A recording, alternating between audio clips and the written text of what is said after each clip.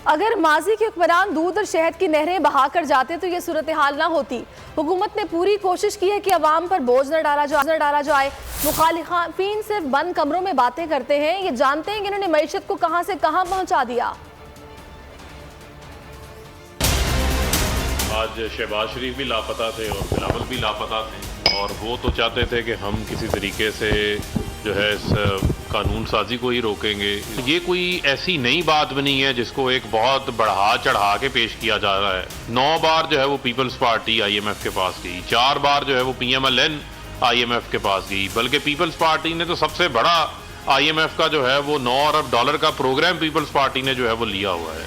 दूध और शहद की नहरें बहाकर अगर गए होते तो आज ये सूरत हाल ना होती, लेकिन जो आज उन्होंने रवैया अख्तियार किया पार्लियामेंट के अंदर, ईवान को मछली मंडी बनाई रखा, तूफान बदतमीजी की रखी, और लीडरलेस ऑपोजिशन थी, कोई उनका लीडर वहां पर मौजूद नहीं था। बंद कमरों में बैठ के बड़े बड़े दावे करते हैं, जब मौके के ऊपर मामला आता है तो उस वक्त शहबाज शरीफ भी लापता होते हैं, बिलावल भी लापता। सब्सक्राइब करें और बेल दबाएं ताकि कोई खबर रह न जाए।